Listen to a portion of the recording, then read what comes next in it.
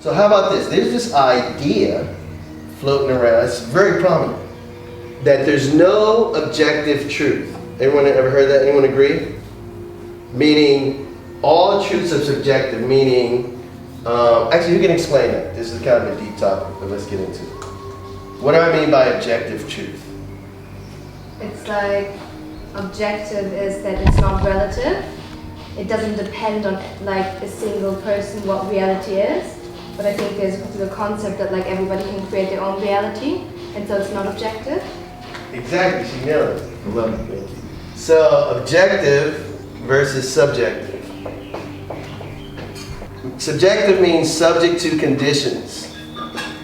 Objective means true for all.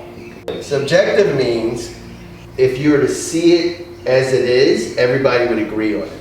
Does that make sense? Mm-hmm. Where subjective means it could be true here, not true there, not true there, not true there. So everyone agrees that there are subjective truths. That's not my truth. This is a massive one. My truth, right? Most times people say that wrong. Most times people are defending their illusions when they say my truth and my practical experience, right? They'll think that their emotions are their truth. How many people have ever had that? How many people do that? Think that your emotions are your truth, right? Actually, your emotions are your emotions. Truth is that which is real.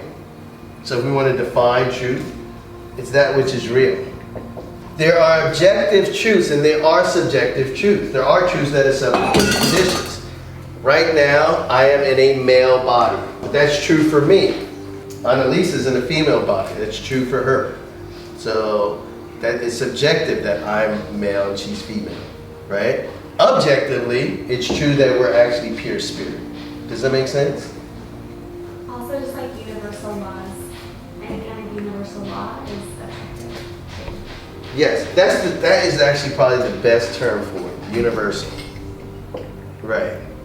And so there's this idea that people are saying, and so when they talk about my truth, it may be your truth. It's my truth that I'm in a male body. It's my truth that I'm wearing an off-white shirt, actually. But say if I say, well, it's my truth that I'm an astronaut, right? You have to respect that. Don't be insensitive. But I never even trained as an astronaut, right? Then it's not true.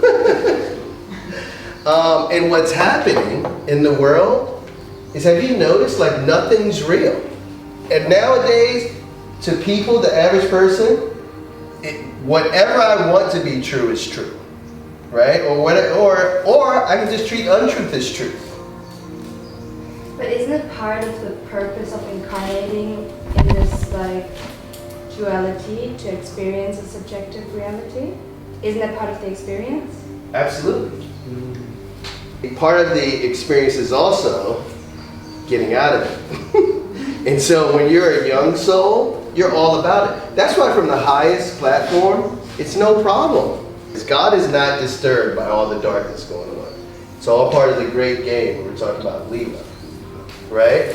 But I'll say something. As your soul evolves, the more time you spend in it, the less pleasant it gets, right? The more you want to reach back to that objective truth.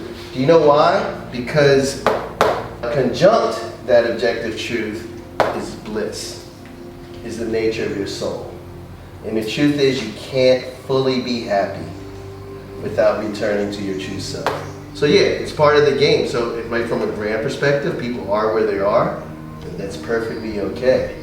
But as your soul evolves, you're not going to want to stay in those illusions. You're not going to stay in the subjective truths. And having said that, so even, what I'm saying though is, even when it's a subjective truth, it's still true, right? Meaning subjective truths can be temporary truths, right? So if it's true for you right now, if you want to advance, if you want to be a yogi, then you accept that that's true right now. And it might not be true later. But the point is, whether it's a subjective or objective truth, the yogi's going to live in truth.